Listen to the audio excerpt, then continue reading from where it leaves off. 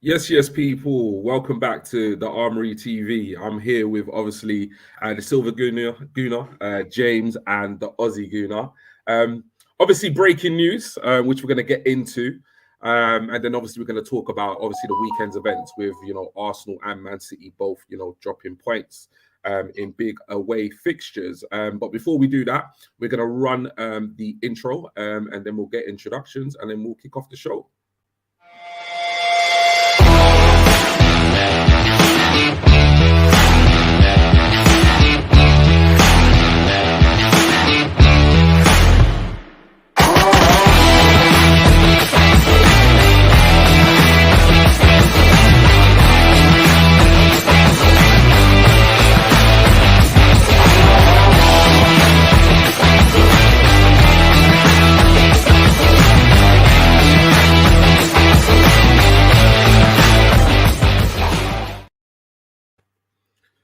Yes, people. Like I said, welcome back to the Armoury TV. Good morning, good afternoon, good evening to wherever you are in the world. Like I said, some breaking news with regards, obviously, Manchester City being charged with some breaches of financial rules, which we'll get into. And we'll also be touching upon events over the weekend, which saw both Arsenal and Man City dropping points and in two really tricky away fixtures for both clubs. But before we do that, we'll get into the introductions. Silva Gooner, how you doing, bro? I'm good, bro. I'm calm. Not the best result on the weekend, but them lot done us a favour. Oddly enough, they're stupid enough to do it for us. So, yeah, I'm happy. I hear that. James, how you doing, bro? Yeah, man, I'm good. I'm a lot better than I was on Saturday. So yeah, I'm feeling positive. I think we all are, man. I think after that result, you might have noticed I was pretty quiet. Weren't saying much in the WhatsApp groups, weren't saying much online. I just kind of wanted the dust to settle for me to kind of calm down a little bit, see what happened on Sunday, and then obviously I'm here now to give my opinion. So I always like to take a bit of a break before I react in a way I shouldn't. Should I say? Aussie Gooner, how you doing, bro? Cool, calm, unfazed. This is what it is, guys. This is what it is. You cannot win every game. And that's why it's like, you know what? It is what it is. Unfazed, bruh. Unfazed. We all know what kind of team came out against Everton. And that wasn't a team we've seen very much this season. Unfazed. I hear you, bro. I hear you, and I think that is exactly how a lot of Arsenal fans have to kind of approach the next 18 games. Because that's one thing I did say is I did say that I didn't envision us going the rest of the Premier League campaign unbeaten. There were going to be games, and there are going to be games that we lose. Even now, I think we're going to go on to lose games, as City will lose games, as United will lose games, etc. Exactly. And I think it's just a case of like, putting on the seatbelt, strapping yourselves in. It's going to be a roller coaster. There are going to be ups and downs. And I think people just need to learn to pace themselves because this is a title race. And we really don't know what's going to happen, from game to game. But before we get on to obviously, Arsenal, Everton, and Man City, Spurs, which took place yesterday. Breaking news. Didn't plan the stream for this, but we're going to talk about it because it's a very serious situation that's developing at the moment. Breaking news is that obviously people watching is that Manchester City have been charged by the Premier League with numerous alleged breaches of financial rules. It's an investigation that's been going on for the past 4 years. And over 100 charges have been filed against the Man City club. Now, at the moment, there's been no response from Manchester City Football Club. I'm sure that will change very shortly. I'm sure they'll lawyer up and then obviously, go with their response. But I mean, this could potentially affect this season and it could potentially affect the future of Manchester City Football Club as a club in terms of what league they play in. It could go as far as that if we were to compare it to maybe like the Juventus situation back in 2006 when we saw a points deduction and relegation to Serie B. How are we feeling about this news? What do we make of it? Just give me your thoughts. I mean, no particular question, but just give me a summary of your thoughts and how you're feeling. Aussie Goon, I'll come to you first. Well, look, if there is any truth to it, then we throw the book, the shelf, the table, the car, and everything at them. The end of the day is let's take Arsenal out of the equation. Oh, we're all Arsenal fans. We know what it was to struggle, so we take us out of the equation. teams like Fulham, teams like Brighton right now, yeah, these are teams that are doing the best they can to stay relevant, to stay maybe in the top half of the table. They ain't got cash. They ain't been splashing. They've been doing the right recruitment. How fair is it to them, right? If Manchester City are guilty of this, if they just get a little tap on the wrist, it's unfair. It's about fair play. It's about fair competition. That's what the Premier League's all about. It's not about, oh, we can spend as much as we want. And to be perfectly honest, even Man City fans right now, if they are true fans, I mean, they're going to be gutted, but if their club is found guilty, they should be ready for the consequences. And to be perfectly honest, they should be harsh. We should take the mafioso sort of attitude of the Serie A in the Premier League, that we won't deal with this. There's a freaking little bit of a sign for Todd Bowley. You want to muck around? Well, here's Man City. They've won the league recently. We'll take you out at the knees as well. It's about keeping it true and keeping it real. And end of the day, it's about every team in this competition competing and it being somewhat of a level playing field. We've got our strong teams. We've got our Arsenals, our Liverpools, our Man United, our Cities, our Chelseas. We all know we've got money. But the rules are there to keep the competition interesting. We don't want it to be like the NFL where it's, the big clubs and the small ones just hang out to make some money. It's about giving everyone an opportunity. Look where Everton are. Look how much money they spent. Look where they are. You got teams like Nottingham Forest doing better than them at the moment. But that's what makes it interesting. That's what brings you to the Premier League. If it's going to be two teams, then go watch La Liga and fucking shoot yourself. Yeah, you know what I mean. No, I completely agree. I think you put it perfectly well. I think there's always been disparity between teams in terms of what some clubs being bigger than others and some clubs being able to afford fees that other clubs can't.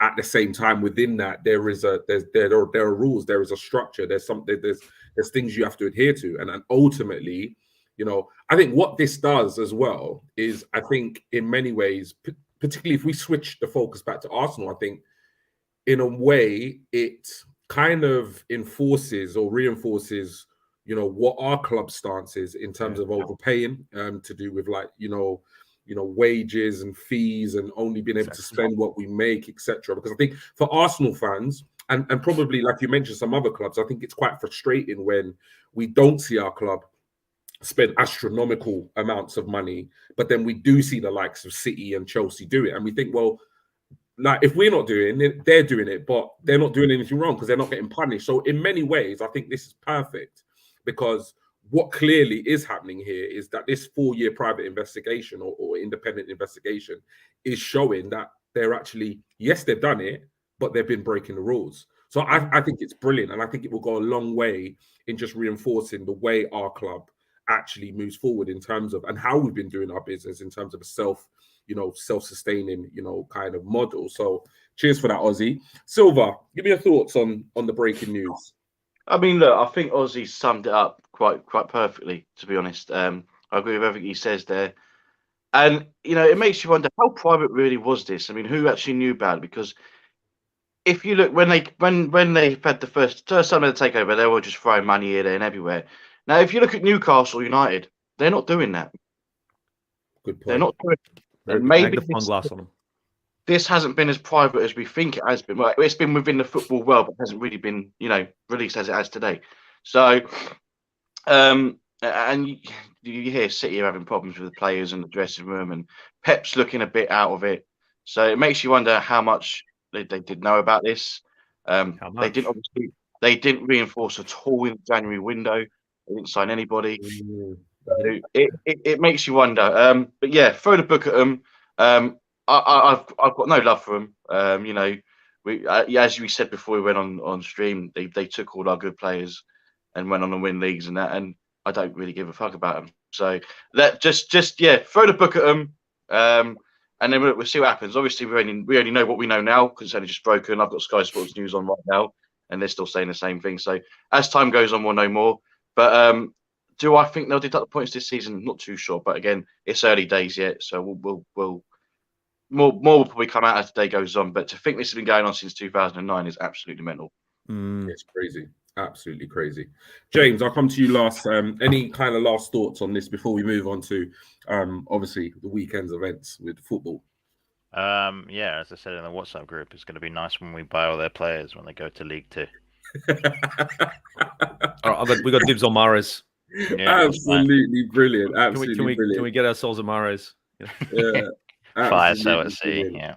Just a little kind. Obviously, this is a constantly, a changing and evolving situation. I'm sure we're going to hear more throughout the day, days, weeks, months to come.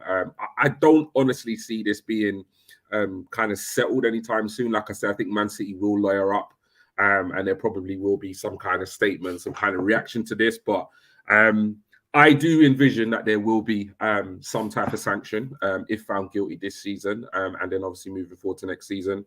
Just a little update from our very own Bobby, who has said in our WhatsApp group that the situation is actually worse than what Juve did back in 2006. So it's basically saying in a nutshell that they've never really followed protocol within the Premier League.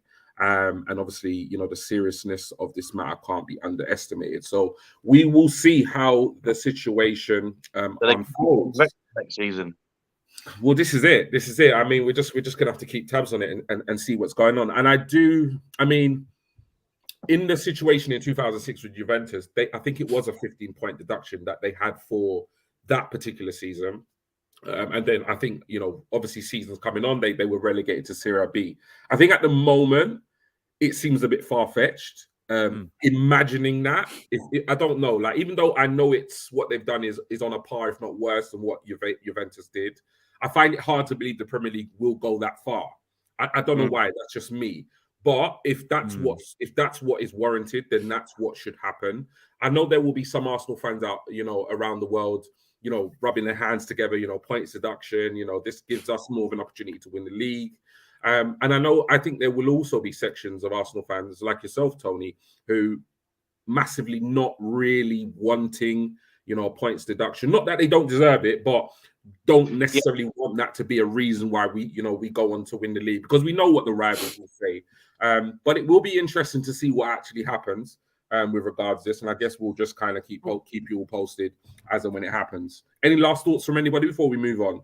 If it's a points deduction, if it's a point, sorry to cut you off. If it's a points deduction and we got our rivals talking about, you won the league with a points deduction, I'm saying, okay, it also affected your season. Why the hell didn't you guys compete against us? So let's not play that game. Let's not.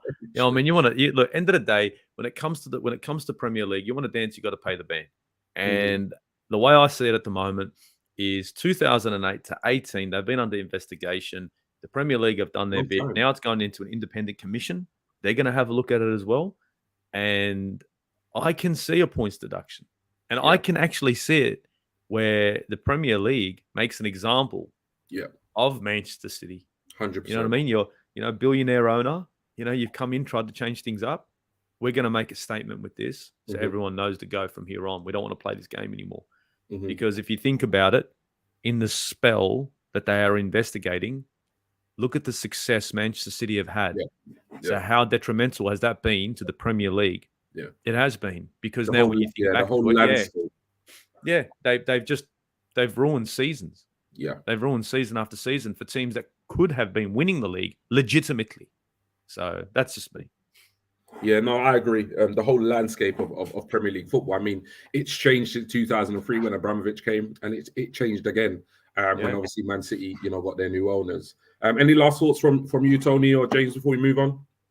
Well, I was just going to say, I think, if they get this point deduction or get relegated or whatever, I think the number of Chelsea fans go back up again.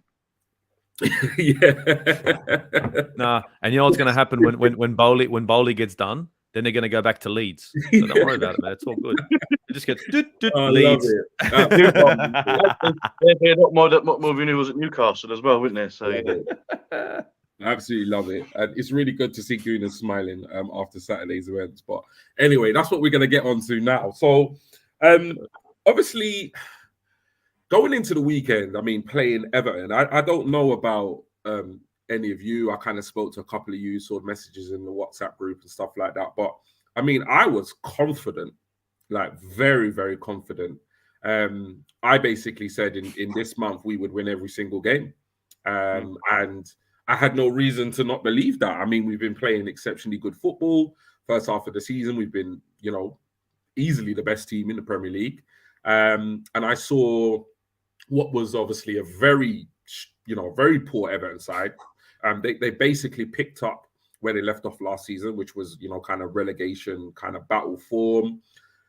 I wasn't too concerned with the fact that Lampard got sacked and they brought in Dyche, if I'm completely honest. And the reason why that was is because I thought it would have been, I do get the whole new manager bounce. At the same time, I kind of thought it was too soon to really have an impact. And boy, was I wrong going into that game.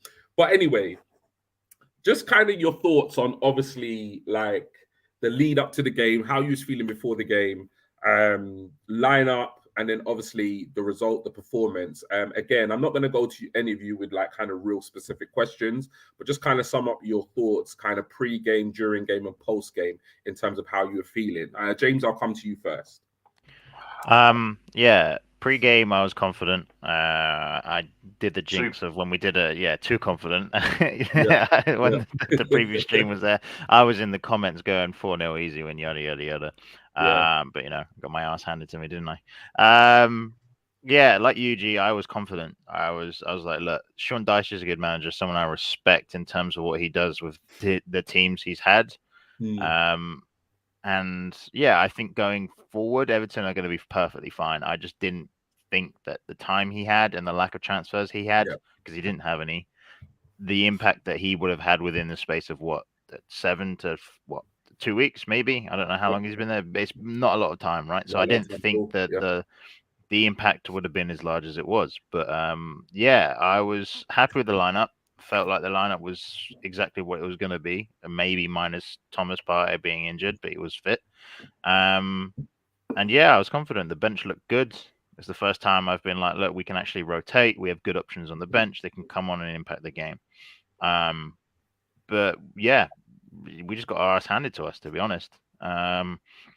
It's less about, I'm less worried about this Everton fit result. I'm more worried about the pattern that's starting to emerge now in recent games, being Newcastle and Everton, and how they're nullifying our style of play.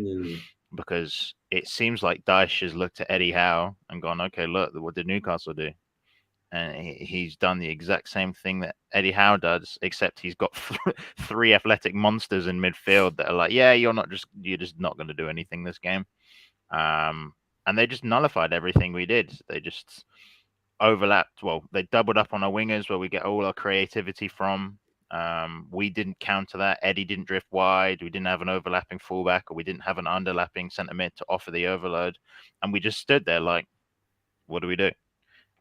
We were better in the second half. I felt like the changes that were made, I know Jorginho seems to be getting a lot of stick. For me, he didn't actually do that bad. I felt like he played okay. I just felt like we had an off game.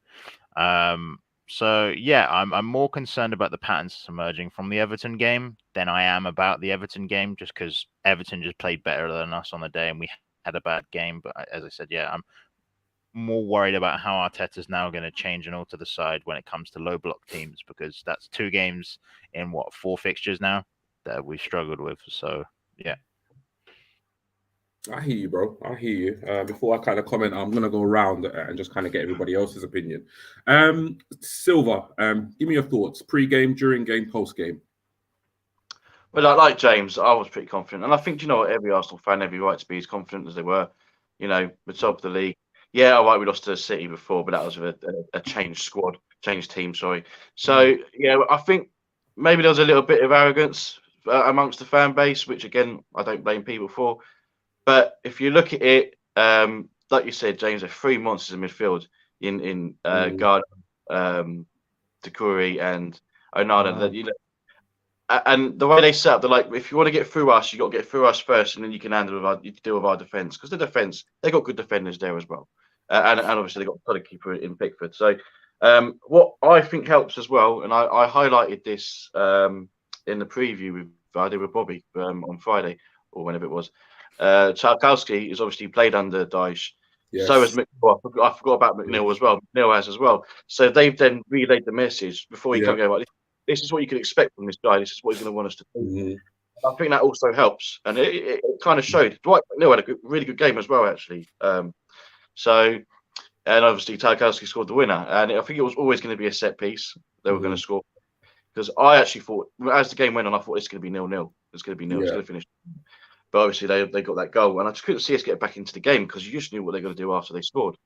And you know, as we said, I mentioned these players. It was going to be tough to break them down, and this is probably a game where you needed a Gabriel Jesus in Nketiah, because obviously Jesus does more than what Nketiah does in terms of, you know, bringing it from the back. So he was definitely a miss. It's nice to see that he's back in training though.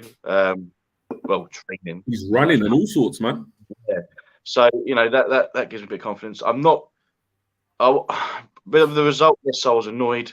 But look, I think anyone could have played Everton on a Saturday lunchtime. New manager bounce, the way they set up, they knew what they were going to do. I just think anyone could have gone there on Saturday, and it could have been a 0-0 or 1-0. Either way, I don't think they were going to win. Anyone. I think it was written, to be honest.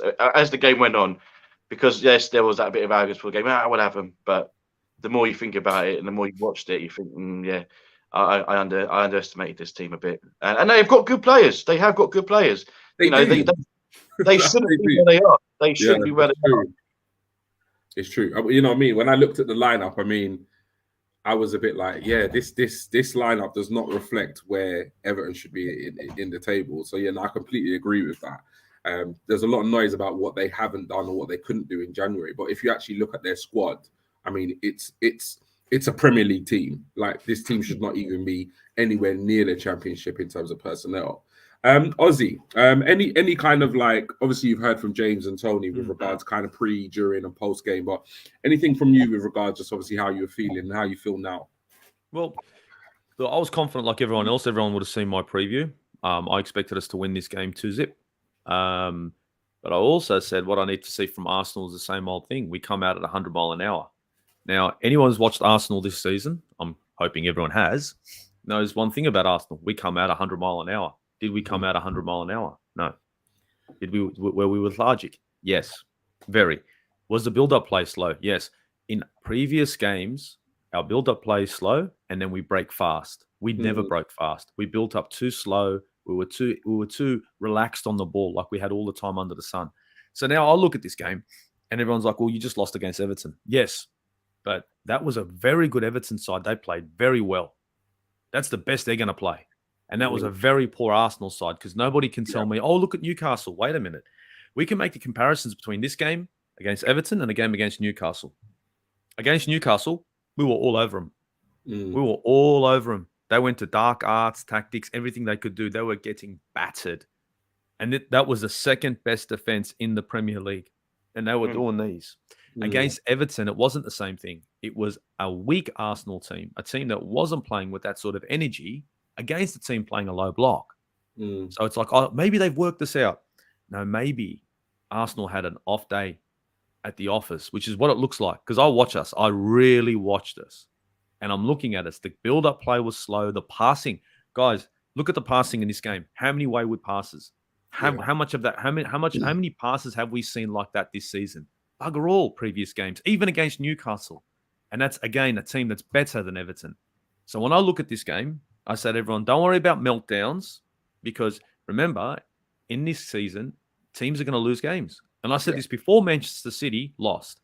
I said, Manchester City are not going to go through till the end of the season without losing a game. Hello, Tottenham. And now, I feel better now. You shouldn't have felt bad in the first place. It's a reality. It's the Premier League. There are going to be games we are going to lose. And there's one more thing I want to say to Arsenal fans. Love me or hate me, I don't care. But I'm going to call it, and you call me if I'm wrong. Everyone talks about the way the players respond when they lose a game. Now, that also comes to the fans, the way we respond when we lose a game. Because remember, we're the 12th man. And if the 12th man doesn't respond like the 11th, then what the hell are we? We got to stand strong. Manchester City fans have probably said, well, that's fine. It's just Tottenham. We'll get it back. And why can't we? How many games have we played this season where we've absolutely demolished teams? Demolished them. Tottenham, what do we do to them? Man United, the first time, we fucked up. Second time, what happened? We learned from our mistakes. Every time we stuff up, we learn from our mistakes. We come back better. Everton in this game, we're putting corners into the always far post, far post, far post. Do you think we're going to allow that to happen again? I don't think so. I don't think so. I just think that this game, Everton played very well. And if we had have taken a point from Everton, it wouldn't have been deserved because we did not perform like we should have. That's just me. So I looked at this game and went unfazed. This is not the team I've seen, for the past, This is a different team. And I don't expect to see them like this again. That's just me, but No, I think you all make absolutely brilliant points. And it is one of the reasons why I tend to not interact or tweet or put anything out there right after a match, just because I think, obviously as a fan, watching your team play, not to the standard you used to, and obviously, suffering a defeat is not a nice feeling. So you can get emotional. I get emotional about it. And that's why I tend to just kind of sit back, relax, reflect on it, and then kind of interact at a later date. Because I think from my perspective, it was an opportunity, as every single game is, to get 3 points on the board. I feel that we were poor in comparison to what you've all said, in comparison to what we've seen over the first kind of 19, 20 games or so.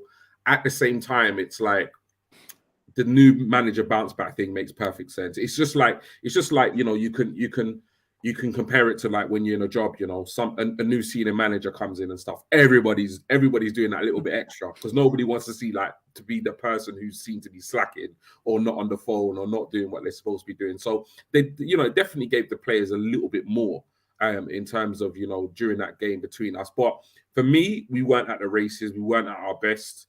And it cost us.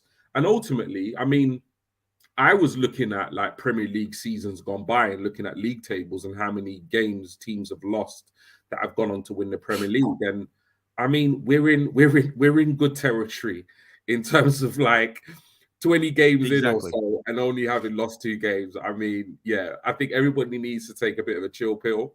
Because I was looking at league tables, and I mean, City and Liverpool sides that have gone on to win titles have lost 4 or 5 games in a season. And what's really encouraging about our results is that we have a high win percentage. So we tend to not draw that many games. So it's kind of like we've got quite a few wins. Obviously 2 draws, 2 losses, and I think 1 draw or something like that. So we've got a very high win percentage, which goes in our favor, which is why we're top of the league. Et cetera, et cetera. I think it was one of those games, and I think some of the other stats as well. When you look at obviously we haven't won, I don't think, away to Everton since 2017. I think it was you and Silva Fox who alluded to that. So it is somewhat of a bogey team for us, a bogey place to go. Similarly, it is for obviously City. City have not scored a goal at Spurs' new stadium. Amazingly, I saw that stat yesterday. They've not even registered a single goal, I think, in their last 6 or 7 appearances. So that kind of brings us nicely on to obviously we're going to talk about it because at the end of the day we are in a title race. Before we do, just got a private message from James saying that he's got to go, obviously working. So thanks James for appearing. If you can jump back on, then by all means jump back on. James is not involved in this Manchester City fiasco, is he? And all of a sudden now it's like yoink. It's not right. He's not doing that. I don't know. So we were all. we were all probably whether you disappointed, annoyed, vexed, whatever, we would have gone through a mix of emotions after the Everton game. I know for a fact I wasn't at meltdown, but I was disappointed. I even put up a tweet saying I'm eating flapjack for no reason. Like, what is this? I didn't, this feeling of losing is not great. Like, literally, I was just sitting eating flapjack for no reason. I'm like, listen, Arsenal, you need to start winning because this comfort eating is not good for me. Yeah, but whatever you were experiencing, obviously going into the match on Sunday. I finished work at 4, so I managed to get home for 4:30. I had it on. I didn't watch it massively, but I kept it on in the background. And every now and then, when each team was at the other end, I kind of, piped up just to see what was going on. Forget Spurs, because I mean Spurs are not in the title race, albeit they got a really good result at home against Man City. I'm more concerned on your thoughts of Man City. How they performed, how they played in this game. I'll come to you first, Ozzy. What were your thoughts of Manchester City's performance in this match? And just give me your thoughts and summary of how they played, what you thought of them. I think more in particularly the fact that this City side didn't capitalize on what was a fantastic opportunity to make, to bridge the gap between us and them. I saw it as all but a formality. I honestly felt like they were going to smash Spurs and they were going to cut that gap.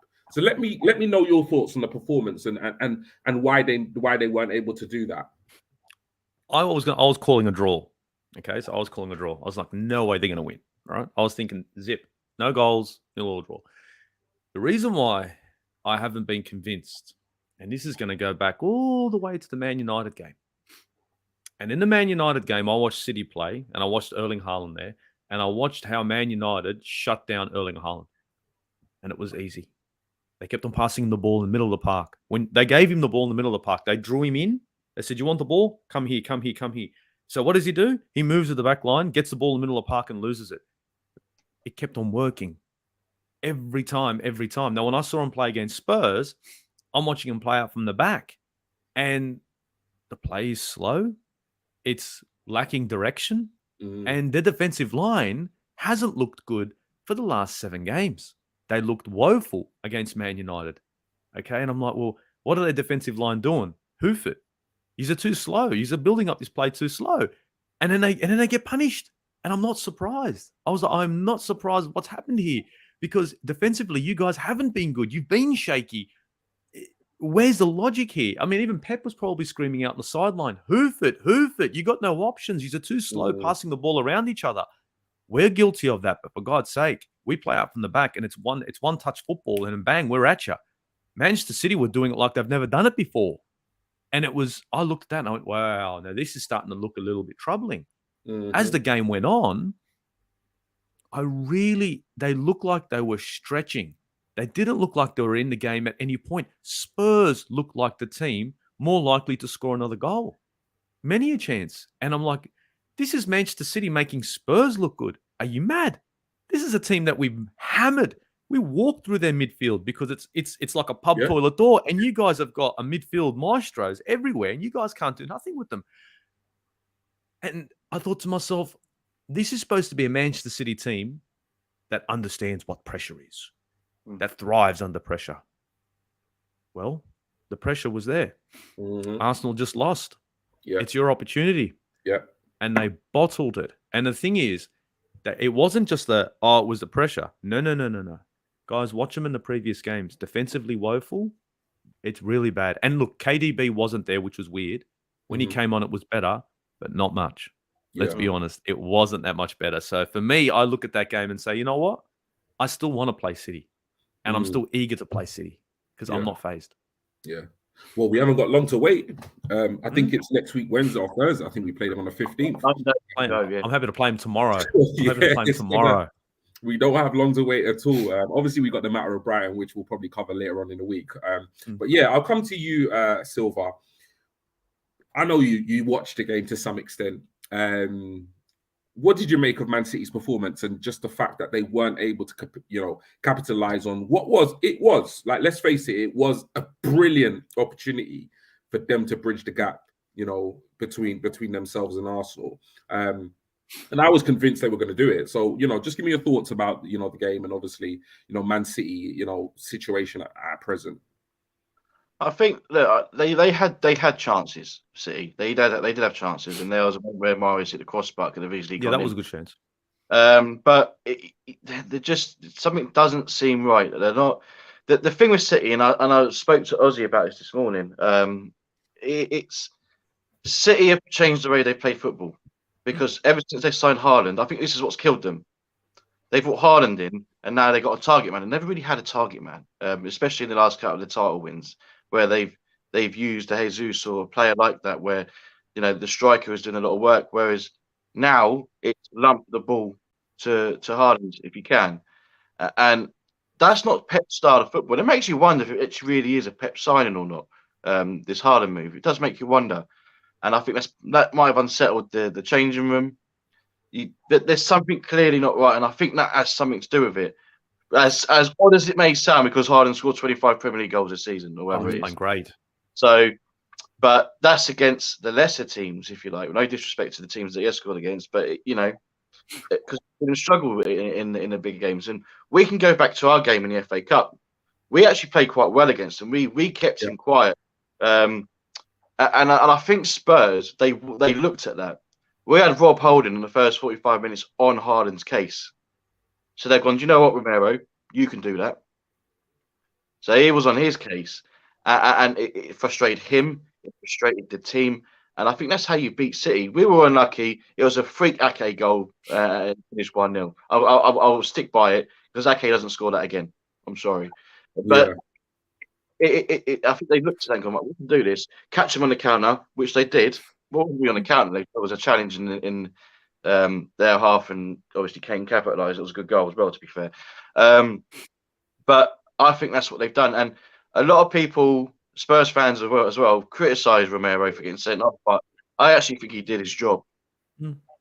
The red card could have been costly late on. They could have got a goal back, but they brought more defenders on and they managed to shut them out. So I think teams have worked out how to get to City now. Is get stuck in on Haaland. He can't do anything. Push him down. Push him into the midfield. Yeah, exactly. And he's quick. I know he's quick, and he can probably do all that. But I honestly think that's not a Pep signing, and that's what's unfair. I think that can be possibly everything else that's going on at the moment. It's the only explanation for me. That they did have moments. They could have easily got a point out of it, but I think teams have started to figure out how to play Man City now, especially the bigger sides. Yeah, it's a real weird one, man. Because like, do you know what I mean? It's this whole case of like, why are you trying to fix something that isn't broken? Yeah. And Man City, albeit Liverpool won the odd title, but generally, if you look at the previous seasons, it's been City. City have always every single season won silverware, albeit they haven't won the Champions League, which is what they're really going for. It just seems weird how they did sign Haaland, and how it has kind of impacted the way they play. It is strange that you kind of think to yourself like, and it is crazy because I know there was a massive debate, obviously, in the Sky Sports, whatever you want, studio about, yes, he has scored all these goals, but are City actually a worse team? And there was a little bit of conflict there between the likes of Souness and Mika and Carragher. But I mean, it is a fair debate, because this City team is not the same City team that we've seen in previous seasons. Now, whether that's down to Haaland or whether that's down to Haaland and the way City have tried to transition or tried to change the way they play, I'm not entirely convinced that's the only reason. I think there is a much wider issue going on at City, and I kind of alluded to it in I think it was on Wednesday night when we did a stream, and I said that not all is well at City. I very much believe that there is never, like, that saying, there's never any smoke without fire. I think sometimes the media can blow things out of proportion in the society we live in. But, I mean, the way Cancelo got that Bayern Munich loan move on the last day of the transfer window, that for me was a huge red flag. I was just like, he's a top player. And the way he moved so suddenly, and then with that, you're hearing rumours about the likes of Kyle Walker, you're hearing rumours about Bernardo Silva wanting out, signing an extension. And then also, I mean, you're playing Spurs, who you have a dreadful record against, and your best playmaker, Kevin De Bruyne, starts on the bench. That for me was like, what's going on here? There definitely is a problem at City. And then obviously with the breaking news about, the breaches of the financial rules and so forth, I think there's a lot going on. And City have not seemed like, the City of old. And also the other thing is, like, I think every team comes to, when you build a squad, naturally, it's, there's a cycle. It comes to an end of a cycle. And I think if you look at Liverpool, that's what Liverpool are seeing now. The team that Klopp built is just completely falling apart. And he's going to have to rebuild that squad and rebuild that team. And I think maybe this might be somewhat at the beginning of the end in terms of this group of players at Manchester City. While if you look at like Arsenal with the age of the players and in terms of when they joined the club over the last couple of seasons, we're kind of at the beginning of our hopefully our upward, trajectory. So, I mean, it is really interesting, man. It's really fascinating how the season's going to end. in terms of who's going to be up there and so forth. But yeah, Tony, by all means, come in. The thing I will say about City is, look, as much as some of these players don't look with it, they may not be like they're not clicking with each other. But the difference is with this City team is they will still pick up results, they will still pick up points because they've got a team of winners and world-class players, and they know, moments of brilliance will get them through some of these games. They'll be there thereabouts. Yeah, in these big games, they will struggle, and I honestly think when they come up against us at the Emirates, they got to be careful. They need to fix up by then. They really, really do. Yeah. But yeah, that's the only reason why they'll still be in this race, because obviously the talent, the world-class players they got, and they've just got a team full of winners, and that is why they're still in the race. You can't write off City. Look, no one here is writing off City. Yeah. We're just critiquing them a little, critiquing them. So it's not like they're done, they're dusted, they're going to finish third. No, but when you look at City at the moment, I look at players like Jack Grealish, and I wonder. I've never been convinced of Grealish, and I saw Erling Haaland came in, and it's like, well, that's great. Now all the goals are coming from them. Now I look at the Erling Haaland song and I compare it to us when we had Aubameyang. And when we had Aubameyang, we did golden boots. How was Arsenal doing? All the goals were going through Aubameyang. The goals weren't spread about. When you look at when we had Alexis Sanchez, it was the same thing. And so that was a dynamic. You shut down one player, you shut down Arsenal. This Arsenal squad, all but 2 players, I think even Zinchenko scored a goal. Yeah, all but 2 players in that starting 11 have scored a goal. And the only 2 players that haven't, Aaron Ramsdale and Ben White. So when you got a team that can score goals from friggin' everywhere, now that's dangerous. Back in the day, we had Thierry Henry banging in goals, but don't forget, you had Robert Pires, you got Dennis Bergkamp, you had problems everywhere. And so it was scary. We've got that now. Yes, it's a young version of it. And I think City still have danger, man. Kevin De Bruyne is dangerous. Mahrez, far out. Mahrez, hats off to Mahrez, the most underrated player. He's quality. Mahrez. He's quality. But they are a little bit dejected, and I think we need to take advantage of it now. Take those 3 points off them. I don't care what's going on in the background, whatever's playing in their minds, we've got to take advantage of it, because this is a team that could turn it around and give us a run, and definitely give us a run for our money, because they still want to succeed regardless of what's going on in the background. So, yeah. Definitely. Yeah, no, definitely. Just some couple of updates with regards, obviously, the Manchester City situation. It does. There's more. Couple of reports from obviously the Independent saying that expulsion from the Premier League is, if found guilty, a realistic option for the Premier League to kind of exert a punishment on them. Other kind of conflicting reports saying that whatever happens, it could potentially take years for this to kind of come to conclusion. So I guess it's just going to be a kind of watch this space with regards to this situation, to be honest. I personally can't envision there being some sort of short-term sanction this season, and then ultimately a long-term sanction. But we'll just have to wait and see. Just a couple of last things back to focus things on Arsenal. Obviously, we've got the Brentford game coming up on Saturday, which we'll cover in a preview show later on in the week. So I don't want to comment too much on that. But just in terms of going back to the Everton performance, a couple of players that have come under a little bit of criticism, a bit of spotlight recently with regards, maybe some are calling it a dip in form, or just not looking like their usual self. Because I think obviously this Arsenal team individually and as a team, we have set high standards. And I think the problem with setting high standards is when you're slightly off par, people are very quick to obviously criticize and critique your performances. Now, 2 players that have done extremely well this season, but have come under some recent criticism from sections of the Arsenal fan base. And I would even include myself in that. I wouldn't necessarily say criticism, but I've noticed somewhat of a dip in form for these 2 players. Is Ben White and Gabriel Martinelli. What are your thoughts on these 2 in terms of the last couple of games? And also, with a view of moving forward, do you feel, and I'm going to give you a direct question, so what are your thoughts on their recent performances? And second, is it time for Arteta to potentially start Tommy and Trossard over the pair of them? I'll come to you first, Tony. Yeah, I mean, look, you've got to, during the course of the season, you've got to change things up a bit, because otherwise you'd end up becoming a bit predictable, didn't you? So you do need to change it. In terms of the players you've mentioned there, yes, I've noticed a dip in Ben White's form. And I think maybe we do need to maybe start Tommy Essa. He's primed and ready now. He's fit. When he's come on, he's been good. So why not start him? Why not start him? And it will give Ben White the incentive to do better at training and win that position back. I mean, look, Tommy Asu is somewhat made of glass at times, so he will get back in the team at some point. Ben White. So I would start Tommy Asu against Brentford.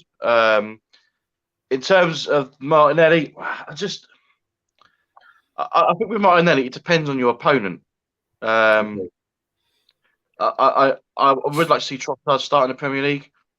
I think the thing is with Martinelli and Trossard, I think you can start either of them and you can bring them on in the game and they can change the game in their own different ways.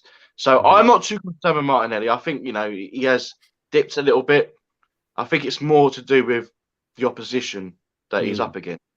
But with Ben White, I would definitely switch him up for now, just because Tomiyasu has, when he's come on, he's been a lot better, and you want your better players to be, your in form and better players to be starting these games. So I would do that against Brentford. I would start Martinelli against Brentford, just given because at home he is a home player, Martinelli.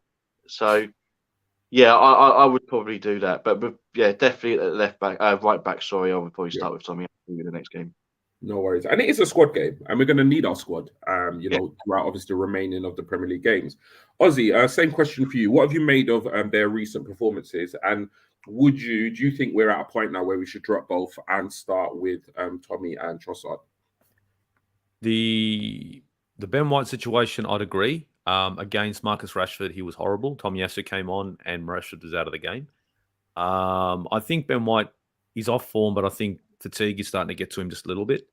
I don't think it's a bad idea, Tomiyasu. Tomiyasu doesn't miss headers. So if you're going to go one-on-one with Tomiyasu in a header, just don't. Don't waste your time. It's just pointless, man. You're not going to win. He's always in position. And the good thing is Ben White had to develop that overlapping run with Saka, whereas Tomiyasu came naturally. So it's not like we're going to lose anything in that dynamic. He can put a good ball in the box. So I'd agree with the Tomiyasu move on Ben White. With Martinelli, my problem with Martinelli is he's missing Jesus. And that's where that link-up play comes in, where it becomes interesting, right? Yeah. I think Martinelli shouldn't be playing the same role as Saka is playing. And this is where you might get me.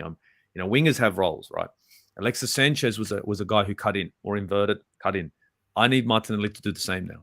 Instead of him going out in the wing into no man's land and then going to the corner flag, running out of space, what I want to see from Martinelli is for him to stop short, cut in, and have Zinchenko overlap. And if the ball has to come in from the left-hand side, it's Zinchenko that puts it in, not Martinelli. Martinelli's direct run is into the box, in between the left back and the right center, in between the right back and the right center back. I want that run to come in, because if he starts making runs like that, then you're going to have Granit Xhaka who's going to be able to find him. Do you get what I'm saying? Instead of him going out into the wing, I think if he cuts in this way, it's going to be more effective. Yes, it's a bit argy-bargy, but he's going to find himself in better positions to score. I think him going out wide, he hasn't got the trickery that Saka's got, where he takes on a man and it's like, what are you going to do this time? Because we don't know what he's going to do sometimes, how he takes on a man. It's fucked up. Saka takes souls sometimes. Whereas I look at Martinelli, I see Alexis Sanchez, and I'm thinking, dude, don't go out in that wing. Cut in, cut in, cut in. So I think if we, instead of pushing Martinelli so far left, we tell him to cut in, pull short and cut in, let Zinchenko overlap, and everyone knows Zinchenko is good for a cross. That'll pull the right back onto Zinchenko. Maybe open it up a bit. Now, if Martinelli can come in, that's when you're going to find him. And that's where link-up play between him and Xhaka starts up, and maybe get him a goal.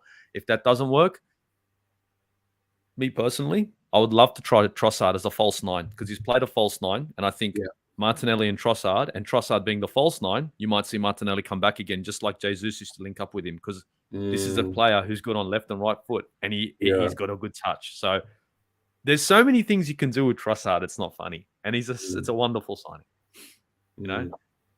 Just so. No, you know what? I really like that. And I thought that after the Everton game, I thought to myself, you know what? Like, Eddie Nketiah is more of a kind of old school, old fashioned, Fox right. Do you know what I mean? And I do think what you both said, really, really valid points in terms of their form, in terms of their performances. And it's something that I've had so many conversations about, Gabriel Jesus' absence really impacting Martinelli. And I think it's true. I think a lot of the work that Jesus does outside of the box, dropping deep, and he often floats out to the left, and them two constantly interchanging. And I think it's definitely having an impact on his form. So I think Trossard as a false nine, I think, is a great shout. Absolutely great shout. I think Trossard will be able to do that more than Eddie can.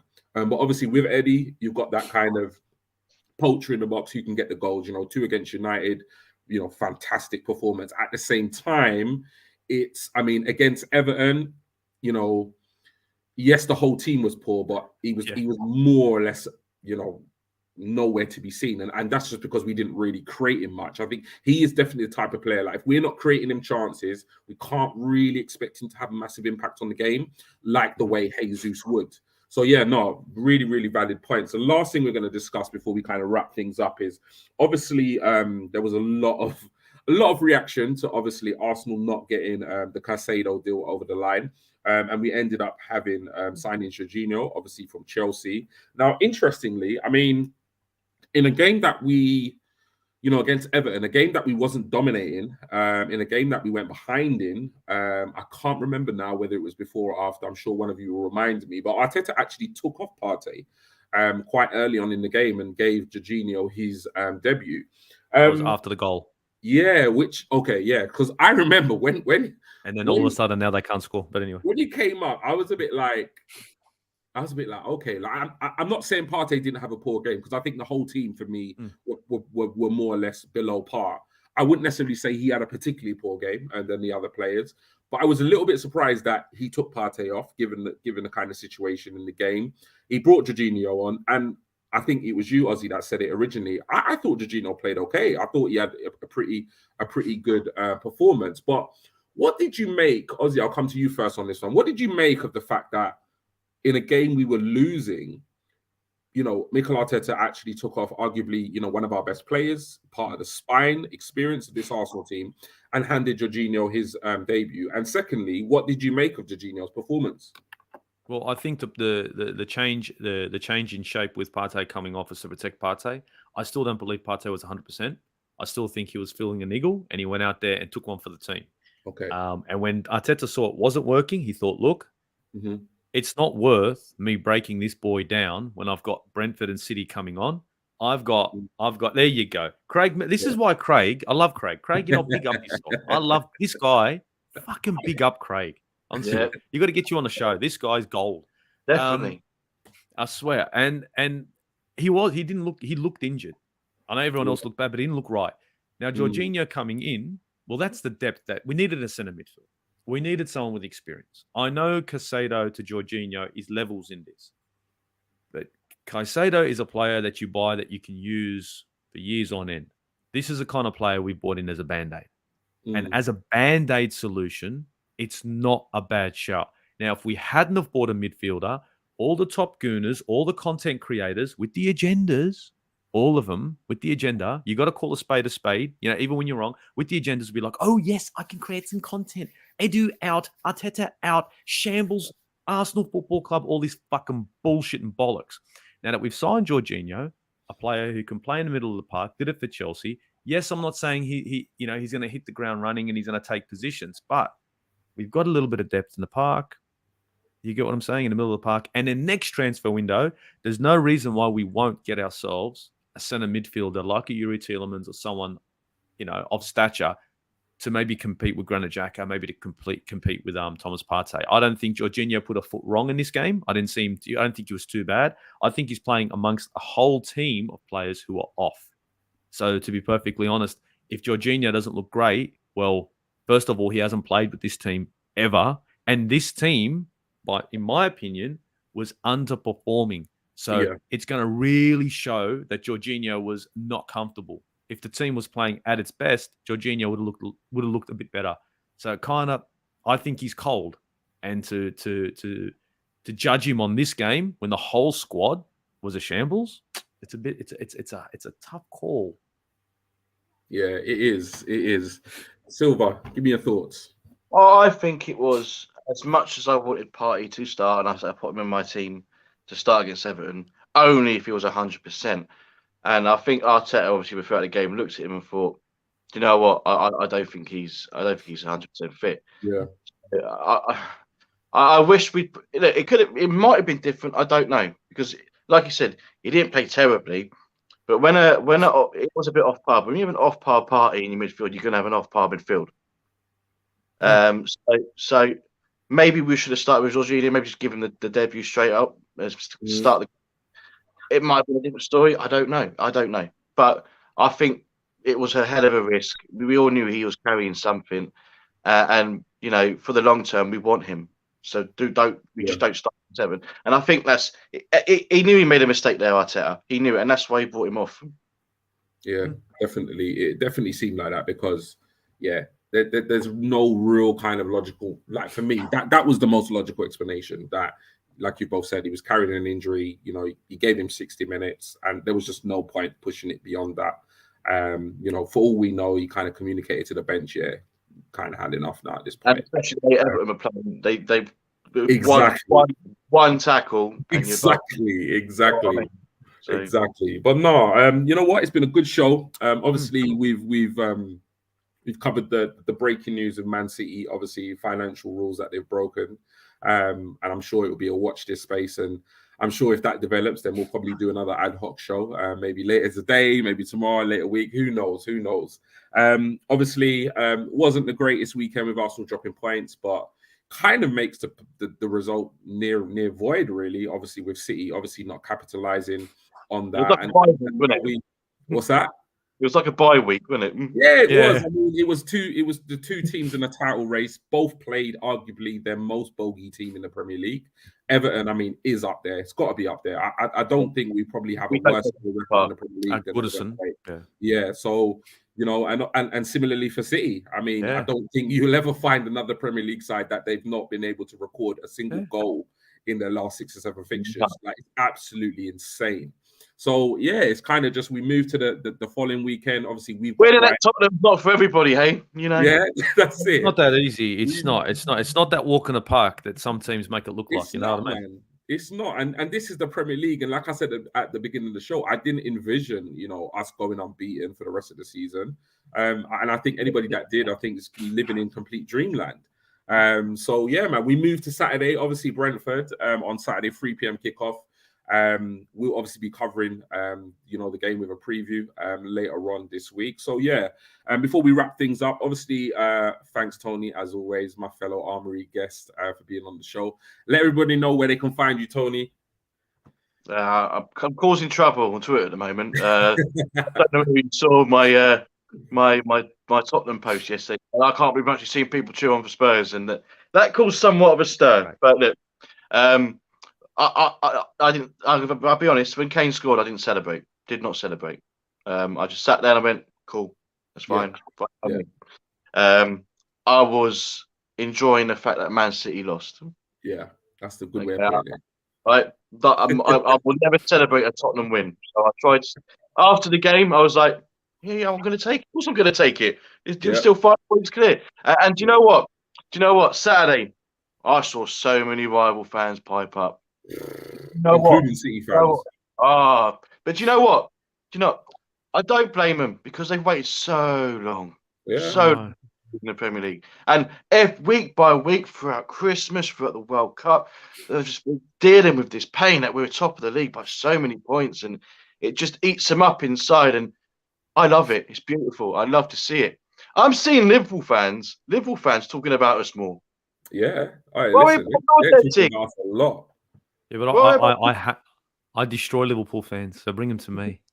I like Liverpool fans. Bring them to me. Bring them to me, bro. I'll end them. Liverpool fans are exactly what I want. Give me 20 of those guys and just get yourself your caskets ready, because it's going to be a casket match and I'm going to be the Undertaker. Yeah, but the thing is, right? I'm seeing Liverpool fans celebrating Everton beating us. Everton. They've just closed the gap on you. Yeah. They're now only 11 points behind you. You're like 21 points away from us. Don't worry about us. Don't worry about Everton. Yeah, it's true. Yeah. How many points? Wrong end of the table, man. How many points do Liverpool have at the moment? Ooh, I think it's like. Well, they've got more than Everton, and they're playing Everton next. So you got to be very careful. Let me look at this table. Oh yeah, Merseyside derby. Yeah, I saw that. That's their next fixture. Bruv, listen, the way I got to scroll down to see Liverpool on this table is mad. 29 points. Chelsea. Sorry? Yeah, no phone's big enough. They're 21 points behind us, Liverpool. 21. What's their total? 29 points. 29 points. Yeah. They've got 29 points. The gap between us and them is almost equivalent to their total points. They're closer to the bottom of the table than the top of the table. Yeah. And that's a fact, right? Yeah. And they want to chat shit. Yeah. That's what you're doing, Liverpool fans. You're chatting shit. And you've been doing that for a long time.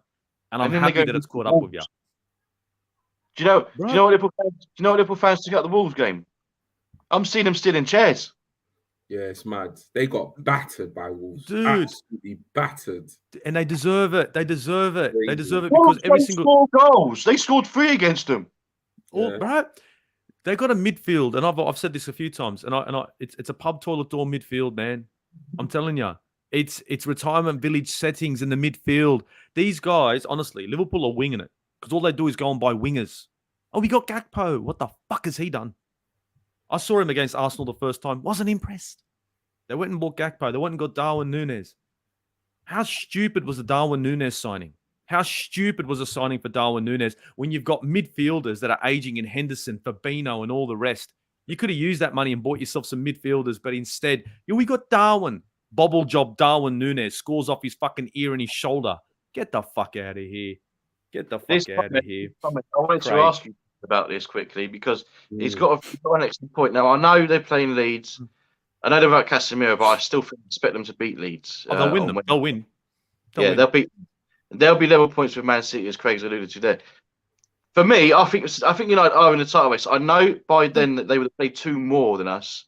Mm-hmm. But we have to keep an eye on them, lot. We really, really do. We do. I did a show. I did a show with Man United fans discussing this exact topic because I've looked at them and I've said the game against United and Arsenal. This was the game that decides, the league. This is the game everyone was watching. This is the team that worries me. United, not City, because United, the way they play. Trust me, if you guys watch the way they play, the way they shut down friggin' Haaland, I watched that game and I was just going, well, I'm watching their defenders and I'm going, motherfucker. And the thing is as well, if they do go level points with City, which again I know City would have played 1 less than Man United, but that amounts more pressure, not just on us, but on City as well. I actually think Man United can finish above City this season. It's definitely, you know what, and it'll be good because I'd like to see the 2 teams go at it again. Old days of Vieira and Keane, the old lines back. Those 2 big teams. Yeah, the good old days, the all or nothing days, mate. Not the money in that. Manchester United do scare me. Scared's not the right word. They concern me. I know. Just because nobody, including Man United fans, as you know, Tony, you say it a lot. They're doing this very clever thing. Oh, we're not in a title race. Tom's doing it right now. Look, he's doing it right now. Yeah, it's all this nonsense, man. And it's all reverse psychology. It's all. I know it. It's really, really annoying. Do you know what I mean? And I just think to myself, yeah, they're going about their business really quietly. I mean, albeit before the Palace and the result against us, they were in a title race, whether they like to believe it or not. Because had they got 3 points against Palace and had they beaten us, they would have been right up there. But the dropping of the 2 points in the last minute against Palace really hurt them. Losing the game, the ding-dong game against us 3-2, really hurt them. But all of a sudden, they are there or thereabouts. At the end of the day, if they beat Leeds, they go on level points with City. I know City will have a game in hand, but there's no guarantee now that City win that game in hand. So Manchester United are there or thereabouts. Do you know what I mean? Like what an Arsenal fan said to me, there's a chance that City could finish 3rd. And I said, listen, there's a chance we could finish 3rd. I said that top 3 or top 4 is not set in stone. I honestly believe that the top 4 will probably remain the top 4. Yeah, but I don't think, and I'm not including Newcastle. No disrespect to Newcastle fans. I know they're playing well defensively, they're strong, but I don't believe that whoever wins the title is between just Arsenal and Manchester City. I think Man United are well in there. And I think what's happening is they're enjoying playing their football without the pressure of the media, of their fans, of anybody kind of expecting them to do anything. So they're going into games and really and truly, win, lose or draw, it's no real big headline right now because everybody's looking at Arsenal, everybody's looking at City. nobody's really looking at Manchester United. If Man United lose against Leeds, it's not a big headline. And No. that is crazy. That's because right now, the narrative in the media and with the outlets and with rival fans is Arsenal and City that are in a title race. So Man United are going about their business very cleverly, very quietly, and they do concern me. So we'll have to kind of watch this space. I've just got the latest come in from the guy who originally tweeted about the Manchester City breaking news. Martin Ziegler has said that Manchester City latest is under the Premier League rules, the club will not be able to appeal any sanction that is given to them by the Premier League to the Court of Arbitration for Sport, which overturned the UEFA ban. So basically, what he's saying, I don't know how true this is. Yeah, whatever punishment the Premier League choose to give Manchester City, it cannot be appealed. So he's saying a democracy. This is a dictatorship. We'll see how that goes. Oh no. Back in there, you know. Like I said, man, send their backside to the Championship where they belong, bruv, with their Sean Golter days. That's what I say. That was their level. Before the money came, Sean Golter was their level, as much as I love Sean Golter. But he was their level. So yeah. But yeah, wrapping things up. Obviously, I came to you, Tony. Ozzy, let the people know where they can find you, bro. Well, guys, you're gonna find me on my channel, Aussie Gooner channel. You'll find me on Instagram again, the Aussie Gooner, nice and simple. You'll see me on the Armoury from time to time. You know what I mean? You know, when there's a shout out, I'm there. The football capital, you'll see me there. And from time to time, you might see me on One Touch TV as well. But that's me, yeah. I keep it simple. Aussie's link is down there, by the way. Wicked.